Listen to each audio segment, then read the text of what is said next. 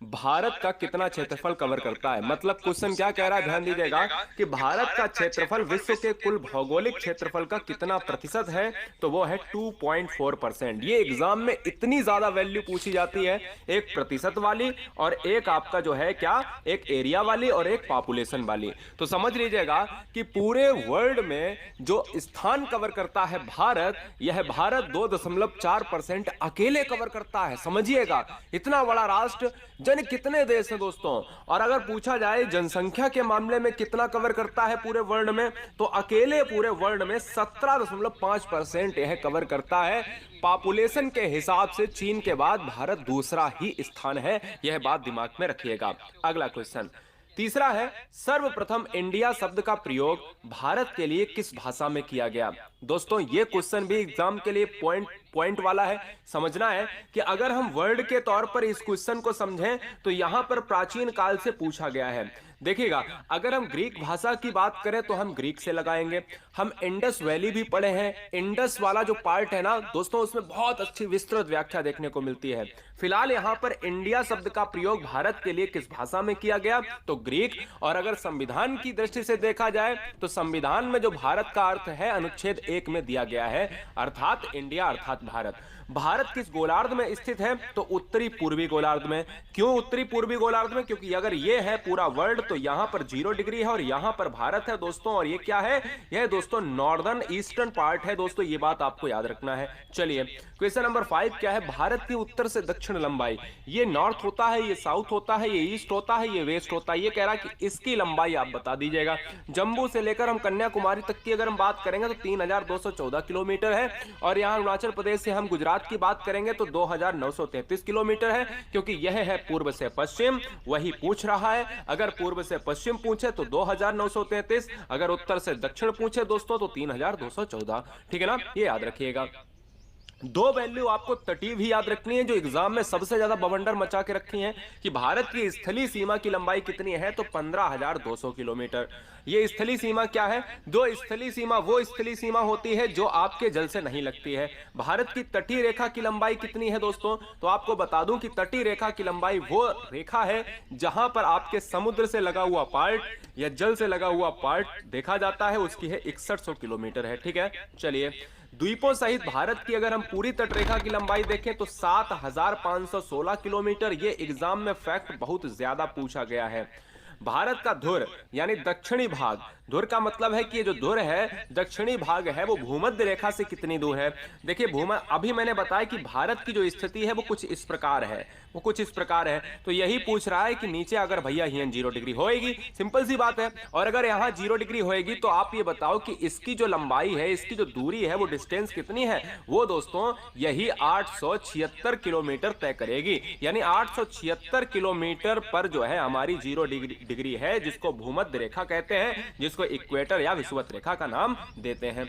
भारत में कुल कितने राज्य समुद्र के साथ लगे हुए हैं, तो गुजरात पहला लगा है, महाराष्ट्र दूसरा लगा है, गोवा तीसरा लगा है, कर्नाटक चौथा लगा है, पांचवा केरल लगा है, छठा तमिलनाडु लगा है, सातवां आंध्र प्रदेश लगा है, आठवां उड़ीसा लगा है और पश्चिम बंगाल नौवां लगा है। सारी चीजें देखिए बता दी, तो 5 इधर राज्य हैं, 4 उधर राज्य हैं, 9। ये मैप का कमाल होता है। चैनल को सब्सक्राइब कर लो बहुत शिद्दत के साथ सुपर फास्ट पढ़ने के लिए। भारत के किस राज्य की तटरेखा सबसे लंबी है, तो गुजरात की तटरेखा सबसे लंबी है। और पूछी जाए सबसे छोटी तटरेखा किसकी है, तो वो भी नोट कर लो, गोवा की सबसे छोटी।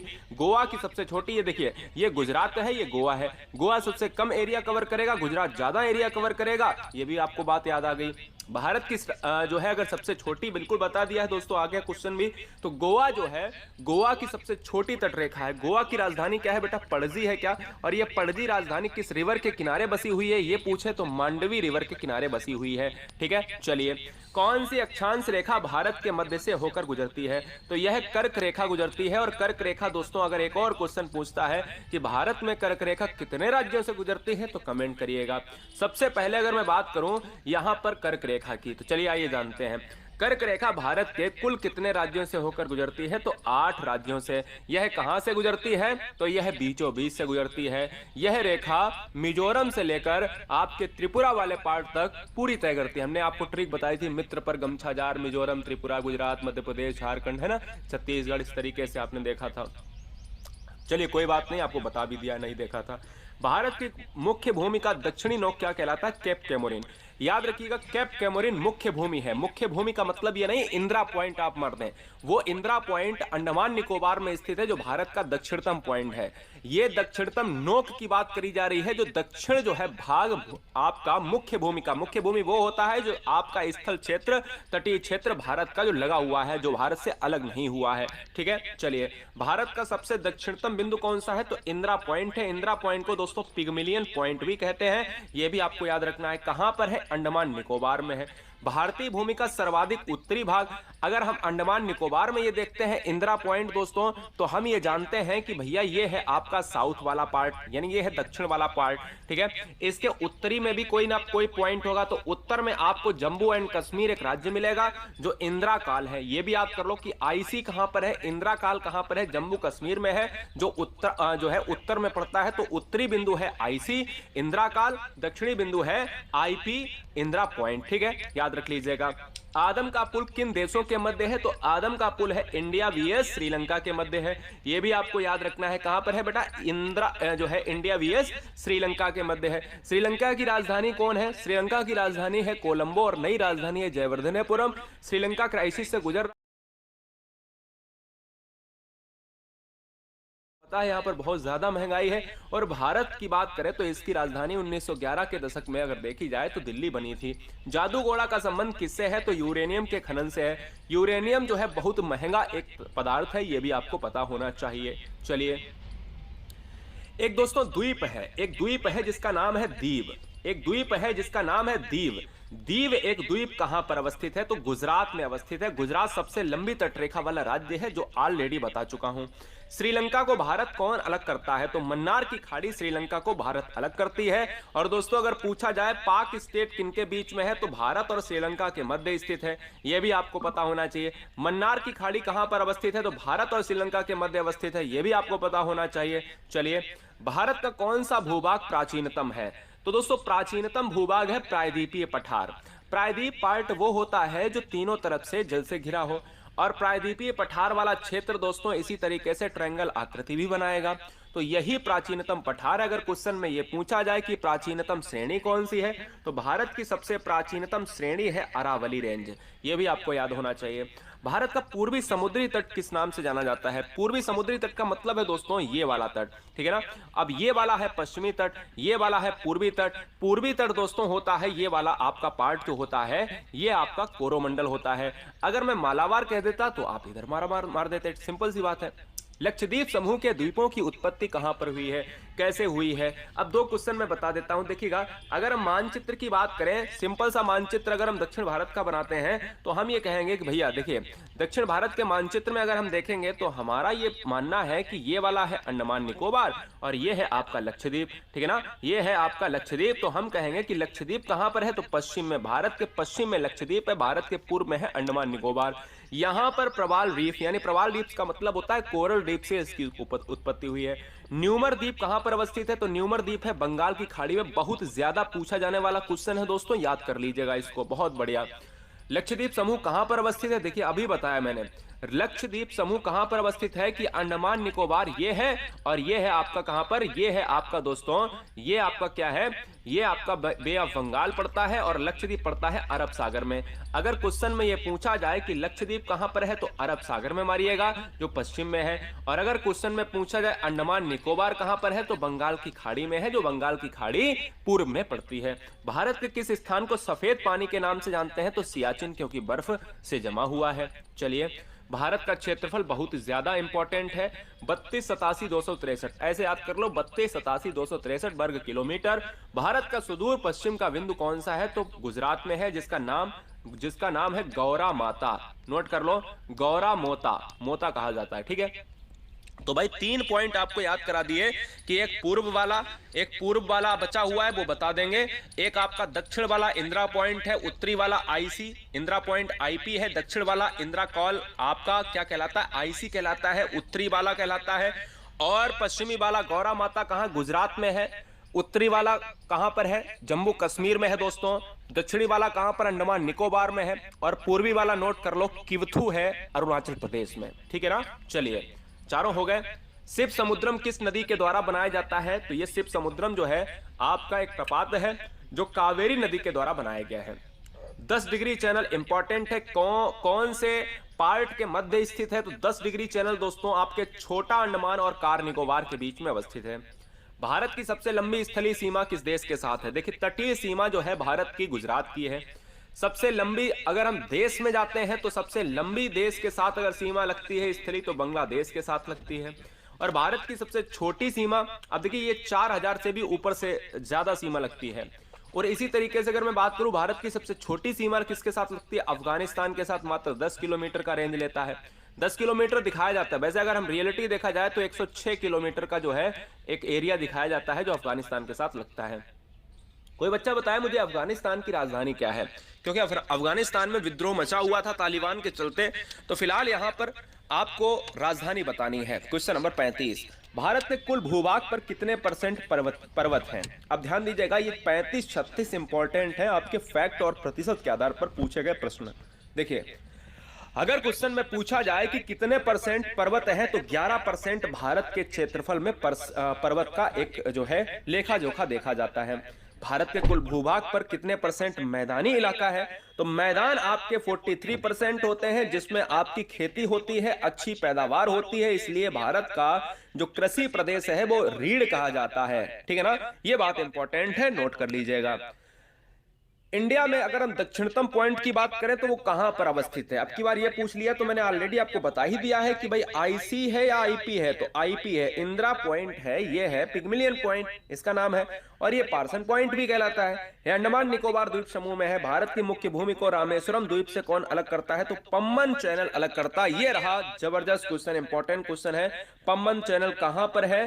रामेश्वरम द्वीप को अलग करता है मुख्य भूमि से। क्लियर है? चलिए, भारत के पश्चिमी समुद्री तट का जो उत्तरी भाग है, देखिए ये है आपका पश्चिम इलाका, ये है आपका पूर्वी इलाका, ये पूर्वी इलाका है। अब पूर्वी इलाका को एक होता है आपका क्या, एक होता है पूरब से दक्षिण का पार्ट, एक होता है पूरब से उत्तर का पार्ट, एक होता है आपका पश्चिम से दक्षिण का पार्ट, और एक होता है पश्चिम से उत्तर का पार्ट। ठीक है ना, तो यहां पर आपने आधे आधे में बांट लिया, तो इसको आधे में क्या, इसको जो है आधे में यहां से बांट लिया, इसको आधे में यहां से बांट लिया। हमसे कह रहा है कि भाई उत्तरी भाग को, तो पश्चिम वाला ये क्षेत्र है, इसका उत्तरी भाग क्या कहलाता है? कोंकण कहलाता है। और दोस्तों यही पश्चिमी समुद्र का नीचे वाला हिस्सा कौन सा कहलाता है? मालाबार तट कहलाता है। ये जान लीजिएगा, ये मैप में ही समझ में आएगा। याद रखिएगा कि अगर हम इस वाले क्षेत्र को देखें तो आप क्या कहते हो कि इस वाले जब क्षेत्र को देखेंगे तो आप मालाबार, और इस वाले क्षेत्र को देखेंगे आप तो आप क्या कहलाओगे भाई?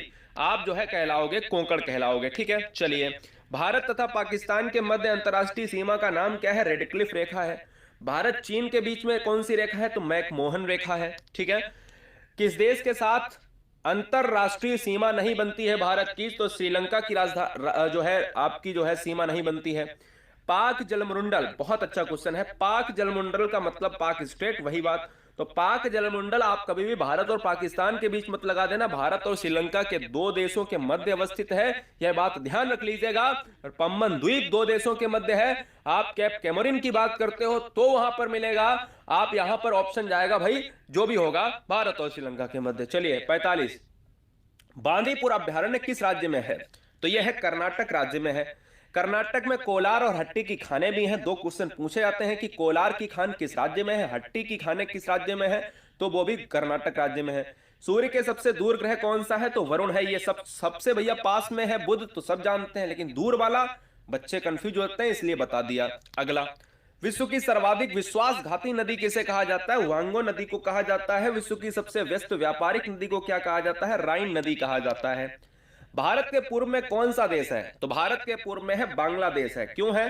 क्योंकि आपने ये देखा ये बांग्लादेश है, तो ये आपका पूर्वी क्षेत्र कहलाया। इससे भी पूर्व में जाएंगे तो म्यांमार आपको मिल जाएगा, तो आपकी म्यांमार वाली अराकान योमा श्रेणी भी है। क्वेश्चन में पूछा भी जाता है कि अराकान योमा श्रेणी किस देश की श्रेणी है? तो अराकान योमा पर्वत की श्रेणी कहलाती है म्यांमार में। तो सबसे पहले पूर्वी क्षेत्र में बांग्लादेश आता है। बांग्लादेश की मुद्रा है टका और इसकी राजधानी है क्या है? ढाका है, जो त्रिपुरा को तीन तरफ से घेरे हुए है। भारत के पश्चिम में कौन सा है? तो भारत के पश्चिम वाला इलाका ये है, तो ये जैसलमेर से लगता हुआ पार्ट आपका पाकिस्तान पड़ता है। चलिए भारत के उत्तर में कौन सा भाई देश है? तो उत्तर में देखिए आपका नेपाल पड़ता है, ये भूटान पड़ता है, ये ऊपर चीन पड़ता है। तो आप समझ रहे हो ना, सारी चीजें मैप से आप देख रहे हो। तो नेपाल ये वाला उत्तर का पार्ट होता है, ये पश्चिम का पार्ट होता है। तो पश्चिम में आपका पाकिस्तान, ये हो गया पूर्व पूरब में बांग्लादेश, और ये हो गया नेपाल, भूटान, चीन। भारत के दक्षिण पश्चिम में कौन सा सागर है? दक्षिण पश्चिम का मतलब है कि ये वाला तो आपका भाई दक्षिण हो गया सीधा, और पश्चिम तो आपका ये हो गया, और पूरब आपका ये हो गया। तो दोस्तों ये वाला पार्ट आपसे पूछ रहा है कि ये वाला पार्ट कौन सा है, तो अरब सागर है। और यहीं पर दोस्तों अगर ये पूछ लेता कि भाई दक्षिण पूरब में कौन सा है, तो अंडमान निकोबार है। सिंपल सी बात समझिए, क्वेश्चन कहीं भी पूछ सकता है। देखिए आ भी गया क्वेश्चन, भारत के दक्षिण पूर्व में कौन सा जो है खाड़ी है? तो दक्षिण का मतलब ये दक्षिण है, और ये क्या है? ये पूर्व है, ये पश्चिम है। तो पश्चिम में बता चुका हूं कि भाई लक्षद्वीप पार्ट पड़ता है अरब सागर में। ये वाला कौन सा है? बंगाल की खाड़ी में अंडमान निकोबार द्वीप स्थित है, तो ये बंगाल की खाड़ी एक सागर हो गई, खाड़ी हो गई। भारत के दक्षिण में कौन सा महासागर है? अगर महासागर पूछ ले, ये कौन सा फैला हुआ है नीला नीला, तो ये दोस्तों नीले कलर का जो पानी वाला इलाका है, तट से लगे राज्य हैं, ये हिंद महासागर से ही लगे हैं। क्योंकि भारत में एक ही महासागर जुड़ा है। क्वेश्चन में कई बार पूछा गया है कि भारत कितने महासागर से जुड़ा है, तो केवल एक। क्या नाम है? हिंद महासागर। चलिए, पूर्वांचल की पहाड़ियां भारत को किस देश से अलग करती हैं? तो पूर्वांचल, ये म्यांमार, आप सभी जानते हो क्योंकि म्यांमार दोस्तों एक अराकान योमा श्रेणी लेकर आती है जो विभाजित करती है। मन्नार की खाड़ी और पाक जलमंडल के बीच में कौन सा देश है? तो हम कहते हैं कि भारत और श्रीलंका के मध्य अवस्थित है। कोलाबा पॉइंट इंपॉर्टेंट है। कोलाबा पॉइंट कहां पर है? तो मुंबई में है, ठीक है। धारवाड़ का पठार किस राज्य में अवस्थित है? कर्नाटक में अवस्थित है। कर्नाटक की राजधानी क्या है? कमेंट कीजिएगा। पम्बन द्वीप कहां पर अवस्थित है? मन्नार की खाड़ी में। मन्नार की खाड़ी कहां पर है? पम्बन द्वीप से संबंधित है। पृथ्वी से स्थिर दिखाई देने वाले तारे को क्या हम कहते हैं? ध्रुव तारा। ये कहां पर निकलता है? तो उत्तरी पार्ट में निकलता है। ये भी क्वेश्चन पूछा गया है। भारत और पाकिस्तान के बीच में कौन सी रेखा है? रेड क्लिफ है। कब निर्धारित की गई थी? 15 अगस्त 1947। भारत का विभाजन भी आप जानते हो, है ना, सिंपल सी बात है, जिसमें भारत का काफी हिस्सा चला गया था, लेकिन भारत फिर भी बृहद विशाल क्षेत्र देखा जाता है। अकेले 17.5% का हिस्सा कवर करता है पॉपुलेशन के हिसाब से। महेंद्र अन्नामुडी नामक चोटी की ऊंचाई कितनी है दोस्तों? तो यह है 2695 मीटर है। बहुत बार पूछा गया, इसको तो कतई आप नजरअंदाज नहीं कर सकते हो, दक्षिण भारत में पड़ती है, ठीक है। चलिए, दक्कन का पठार इंपॉर्टेंट है, नोट किया जाए। दक्कन का पठार किन राज्यों में स्थित है? दक्कन का पठार कौन कौन से राज्य कवर करते हैं? एक महाराष्ट्र, मध्य प्रदेश, गुजरात, कर्नाटक, आंध्र प्रदेश। 1 2 3 4 5 राज्य दक्कन के पठार को कवर करते हैं। धारवाड़ का पठार किस राज्य में अवस्थित है? तो कर्नाटक में अवस्थित है, ठीक है, नोट कर लीजिएगा। कर्नाटक में चंदन का उत्पादन सर्वाधिक होता है। कर्नाटक में कॉफी का उत्पादन सर्वाधिक होता है। सोने का उत्पादन होता है। कोलार और हट्टी की सोने की ही खाने हैं, ठीक है। अंडमान निकोबार द्वीप समूह की सबसे ऊंची चोटी कौन सी है? सैंडल पीक है। ये कहां पर पड़ती है? ये अंडमान निकोबार में यहां पर पड़ती है, आप पूर्व क्षेत्र में देखते हो। मंगलौर से कन्याकुमारी तक का तटीय क्षेत्र क्या कहलाता है? तो मंगलौर से कन्याकुमारी तक का तटीय जो क्षेत्र कहलाता है वो मालाबार तट कहलाता है, ठीक है। चलिए, आंध्र प्रदेश की पुरानी राजधानी कौन सी थी? तो कुरनूल है। नई राजधानी कमेंट करके बताइए। 1953 एक ऐसा समय था दोस्तों, 1953 से 1956 के दशक में, जो भारत का एकमात्र ऐसा राज्य जो भाषा के आधार पर अलग हुआ था वो कौन सा था? आंध्र प्रदेश था। आंध्र प्रदेश 2014 में जो है किससे अलग हुआ? तेलंगाना से अलग हुआ। यह भी आपको याद रखना है। सतपुड़ा की पहाड़ियां किस राज्य में है? तो मध्य प्रदेश में है। राजधानी क्या है बेटा? भोपाल है क्या? कमेंट कीजिएगा। मध्य प्रदेश को क्या कहा जाता है? बाघों का राज्य कहा जाता है, टाइगर स्टेट कहा जाता है। दक्षिण गंगोत्री क्या है? तो ये बहुत इंपॉर्टेंट है। अंटार्कटिका में जो है भारतीय वैज्ञानिक अनुसंधान केंद्र। अंटार्कटिका एक श्वेत महाद्वीप माना जाता है जहां पर वर्ष भर बर्फ जमी रहती है। तो आपको मैं बता दूं कि वहां पर बहुत से देशों के अन्य उनके जो नाम हैं उनके आपके अनुसंधान केंद्र हैं। इसलिए भारत ने भी एक अनुसंधान केंद्र वहां पर स्थापित किया है खोज करने के लिए, जिसका नाम है दक्षिण गंगोत्री। याद रखिए। भारत का क्षेत्रफल की दृष्टि से पहला कौन सा है? राजस्थान है। दूसरा कौन सा है? मध्य प्रदेश है, याद कर लीजिएगा। सियाचिन ग्लेशियर, सियाचिन को सफेद पानी के नाम से जानते हैं, पहला पॉइंट हो गया। यह सियाचिन ग्लेशियर भारत के किस राज्य में है? जम्मू कश्मीर में है। भारत में यारलुंग तांग्सपो नदी, जिसको हम क्या कहते हैं? जिसको हम कहते हैं भैया, जल्दी से बताइए, तिब्बत में क्या कहते हैं? सांगपो वगैरह कहते हैं क्या? कमेंट कीजिएगा फटाफट, ठीक है। इसलिए हम ब्रह्मपुत्र को हम यहाँ पर पार्ट लगाएंगे। ब्रह्मपुत्र और गंगा सबसे बड़ा डेल्टा, यानी ब्रह्मपुत्र और गंगा मिलकर सबसे बड़ा विश्व का डेल्टा बनाती हैं, जिसका नाम है सुंदरवन डेल्टा। कहां पर बनाती हैं? पश्चिम बंगाल क्षेत्र में बनाती हैं, नोट किया जाए। भारत का सबसे ऊंचा जलप्रपात कौन सा है? जोग जलप्रपात है। इसको महात्मा गांधी जलप्रपात भी कहते हैं, ठीक है ना। मैटूर बांध किस राज्य में अवस्थित है? तमिलनाडु में। दोनों इंपॉर्टेंट, बहुत ही जबरदस्त है, पॉइंट नोट किया जाए दोस्तों, ये याद रखिएगा। ये कौन सी नदी पर है? ये दोस्तों शरावती नदी पर है। कौन सी नदी पर है? शरावती नदी पर है, ये नोट कर लीजिएगा। हिमालय की ऊंची चोटी कंचनजंगा कहां पर अवस्थित है? सिक्किम में है। राजधानी क्या है सिक्किम की? गंगटोक है। सिक्किम एक ऐसा राज्य है जो भारत में कम जनसंख्या के लिए जाना जाता है। सबसे कम जनसंख्या सिक्किम की है, सबसे कम क्षेत्रफल गोवा का है, नोट कर लीजिएगा। केरल राज्य किस खनिज के लिए सर्वाधिक प्रसिद्ध है? दोस्तों हमने एक पोल कराया था, हमने कहा था कि भारत में कौन सा राज्य सबसे कम जनसंख्या वाला है। उसमें 83% लोगों ने गोवा मारा था। अब आप समझो कि 83% गोवा मारा था, जो आंसर गलत था, ठीक है ना। लाखों बच्चे उस पोल को देते हैं कम्युनिटी में, आप सभी को पता है, क्योंकि मिलियंस बच्चे हैं, लाखों बच्चे उस आंसर को क्लिक करते हैं। तो आप समझ सकते हो कि आपका जो कंपटीशन है वो बहुत कम है, क्योंकि बच्चे सीरियस है ही नहीं पढ़ने के हिसाब से। गोवा मारे बैठे हैं, क्योंकि गोवा तो एरिया के हिसाब से है। तो आपका जो कंपटीशन है दोस्त ना, वो लगभग 13 से 14-15% के बीच में, बाद बाकी सब बेकार है, आप याद रख लीजिएगा। इसलिए आपको पढ़ना पड़ेगा शिद्दत के साथ, याद रख लीजिए, बात कड़वी है पर सत्यता है। केरल राज्य किस खनिज के लिए सर्वाधिक प्रसिद्ध है? तो लौह अयस्क के लिए प्रसिद्ध है। भारतीय प्रायद्वीप की सबसे लंबी नदी कौन सी है? प्रायद्वीप का मतलब होता है तीन तरफ से जल से घिरा, तो ये दक्षिण भारत की हुई। दक्षिण भारत की गोदावरी सबसे लंबी है। किस नदी को दक्षिण का गंगा कहा जाता है? दक्षिण की गंगा कहा जाता है, तो दोस्तों ये गोदावरी हो गई। भागीरथी और अलकनंदा का संगम कहां पर है? तो देवप्रयाग में अलकनंदा का संगम मिलेगा। कोसी नदी अपनी धारा बदलने के, कौन सी नदी? यहां पर कोसी लिख दिया, तो सिंपल सी बात है, आप जानते ही हो कि कोसी नदी का जो संबंध है वो है दोस्तों बिहार राज्य से है। कहां से है? बिहार राज्य से है। राजधानी दोस्त पटना हो जाएगा। और दोस्तों अगर मैं बात करूं जन घनत्व के मामले में बिहार नंबर 1 है। और साथ ही साथ कौन सी नदी अपना मार्ग बदलने के लिए प्रसिद्ध है? तो कोसी नदी। बिहार का शोक किसे कहा जाता? तो कोसी नदी, ठीक है ना, याद रखना है। चलिए, ज्वार मुहाना यानी ज्वार नदीमुख मुहाना कौन सी नदी बनाती है? तो ये नर्मदा नदी बनाती है। सतपुड़ा और जो है विंध्याचल के बीच में, या विंध्याचल होना चाहिए, सतपुड़ा और विंध्याचल के बीच में कौन सी नदी है? तो ये नर्मदा से दोनों क्वेश्चन हमने ये आपको बता दिए, ठीक है ना। नर्मदा, ताप्ती, माही, लूनी, घग्गर, ये सभी क्या है? ये डेल्टा नहीं बनाती, ये पश्चिमी प्रभाव वाली नदियां हैं। सूरत किस नदी के किनारे स्थित है? तो ये ताप्ती नदी के किनारे स्थित है। भारत की किस नदी में अंतर्देशीय जल निकासी है? तो दोस्तों लूनी नदी है। लूनी, माही, घग्गर, ये लूनी नदी दोस्तों एक लवड़ी नदी भी है, यानी नमक वाली नदी। क्वेश्चन में पूछा जाता है नमक वाली नदी किसे कहा जाता है।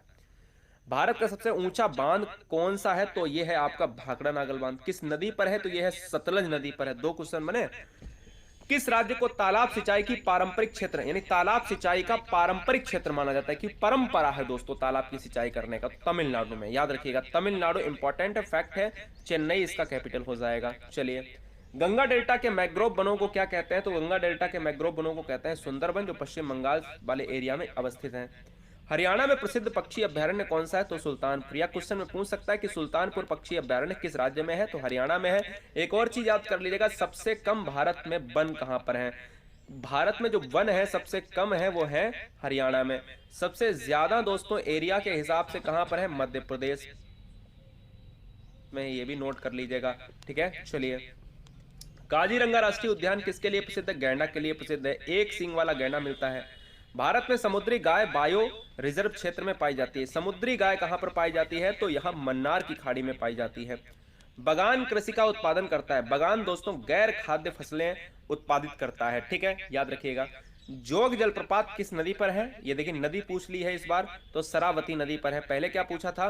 ये सबसे बड़ा जलप्रपात कौन सा है? तो जोग जलप्रपात है, जिसको हम गरसोप्पा जलप्रपात भी कहते हैं। महात्मा गांधी जलप्रपात इसका नाम बदलकर कर दिया गया है। खेतड़ी किसके लिए प्रसिद्ध है? कापर। अब दोस्तों ये बताओ खेतड़ी है कहां पर?